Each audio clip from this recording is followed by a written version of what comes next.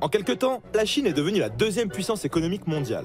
Elle investit massivement dans le monde, elle rachète vos entreprises et même vos meilleurs joueurs de foot. À côté de ça, elle développe une armée vénère et se montre de plus en plus féroce vis-à-vis de ses voisins. Au point que pas mal de gens commencent à se demander si les Chinois comptent pas nous envahir un jour.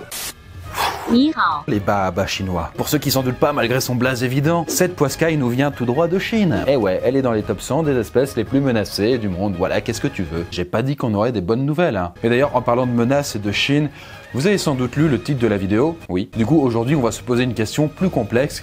Quelle en a l'air? Pourquoi la Chine va devenir le nouveau maître du monde? Et pour ceux que cette question intéresse, notamment ceux qui pensent que c'est impossible, je vous mets en description un lien vers un documentaire qui traite du sujet, directement sur ma chaîne poissonfécond.tv, qui est une chaîne qui pourrait vous intéresser puisqu'il y a plein de documentaires que je mets dessus. Et le documentaire s'appelle Le Monde selon Xi Jinping, et il a fait pas mal de bruit à sa sortie. Voilà, Poisson Fécond TV, c'est un petit peu notre Netflix du documentaire. Vous allez y découvrir des documentaires soignés sur plein de sujets différents et qui peuvent vous intéresser puisque ce sont des sujets dont j'aime bien parler sur ma chaîne. Du coup, là, c'est de la géopolitique. Par exemple, avec ce documentaire-là, on va découvrir la vie du président chinois, comment il est arrivé au pouvoir et quels sont ses plans machiavéliques pour conquérir le monde. Mais il y a aussi des trucs sur la Turquie, l'Iran, la Russie, la Corée du Nord. Puis aussi de l'histoire, de la science et de la nature, quoi. Donc voilà, allez y jeter un œil, vous pourrez vous cultiver et soutenir l'équipe. Et en plus, la première semaine est offerte. C'est pas beau ça. Bref, pourquoi la Chine va peut-être devenir le nouveau maître du monde? Eh bien, vaste question, mais nous, on va y répondre en seulement 360秒。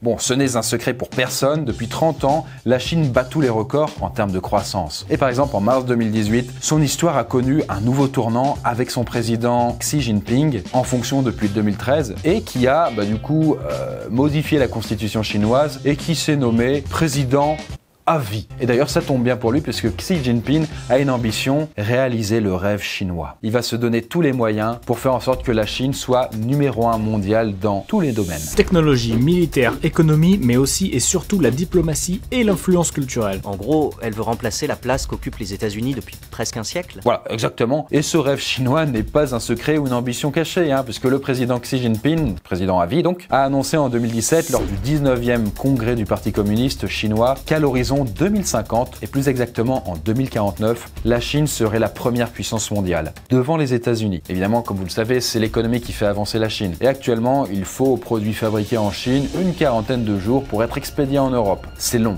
C'est très long. Donc voilà, les produits sortent des usines, puis ils sont acheminés dans des villes portuaires, puis expédiés en bateau jusqu'en Europe, en Afrique ou en Amérique. Et du coup, cette méthode a deux inconvénients. Alors déjà, elle est longue, comme je vous ai dit, mais surtout, les produits doivent traverser une zone dans laquelle les tensions internationales montent chaque jour, la mer de Chine. En effet, la mer de Chine est une zone dans laquelle émergent un certain nombre de tensions diplomatiques. De nombreuses grandes puissances différentes possèdent des îles. Ces îles sont autant de bases militaires potentielles pouvant accueillir des missiles à longue ou moyenne portée. La Chine a d'ailleurs militarisé aussi discrètement que rapidement certains îlots de l'archipel des Spratlys, aux grandes dames des États-Unis.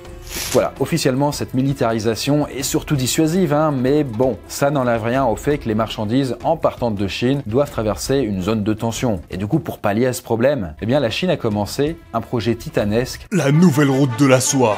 Il s'agit de construire une voie de commerce directe entre la Chine et l'Europe. Une immense voie ferrée partant de Chine, traversant le Kazakhstan, puis la Russie pour arriver en Europe. Ouais, je vois pas trop le rapport avec le fait que la Chine devienne le maître du monde. Eh bien, j'y viens, t'inquiète pas, parce que outre les gros bénéfices financiers à long terme, eh bien, via la construction de cette route, la Chine entend surtout étendre son influence économique et diplomatique au travers des pays que cette route traversera. Puisque c'est la Chine elle-même qui finance la construction des infrastructures. D'ailleurs, le principal argument qu'elle donne à ses potentiels partenaires, c'est que s'ils participent au projet, ils seront forcément gagnants. Ça m'a l'air trop beau pour être vrai. Oui.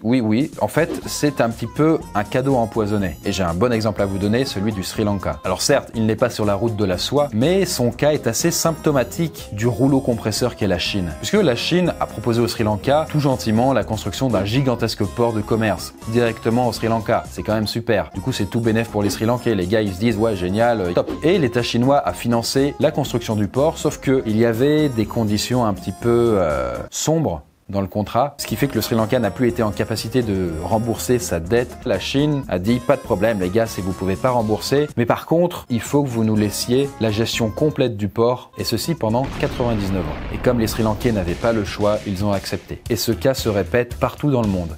à différents degrés. La Chine est en train de tout racheter. Ah, du coup ça permet à des entreprises chinoises de s'infiltrer directement sur des territoires étrangers sans que les gouvernements puissent s'y opposer. Voilà, tout à fait. Et par exemple, en 2016, pour rembourser ses dettes, la Grèce a vendu à la Chine le port du Pirée, l'un des plus gros ports de commerce de la Méditerranée. Et par ce rachat, la Chine a gagné les faveurs diplomatiques de la Grèce, qui y voit en elle un soutien et un partenaire économique de choix. Et d'ailleurs, la stratégie de la Chine a commencé à porter ses fruits, puisque en 2017, l'Europe n'a pas pu publier son communiqué sur la violation des droits de l'homme en Chine, car un pays européen y a mis son veto, et ce pays, c'était la Grèce.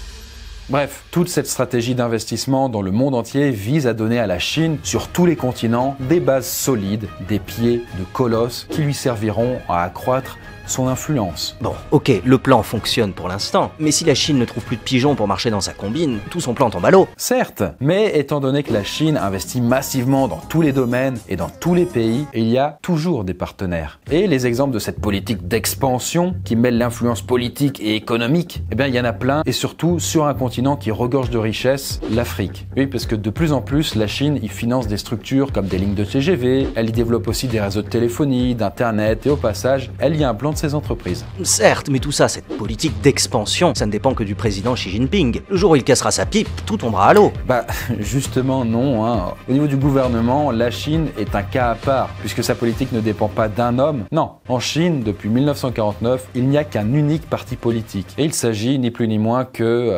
Le Parti communiste chinois. Et du coup, son président à vie, Xi Jinping, n'est là que pour servir leurs propres intérêts. Ceci dit, même si la Chine est bien partie pour tout dévaster, eh bien elle a quand même un talon d'Achille. Et c'est la nourriture.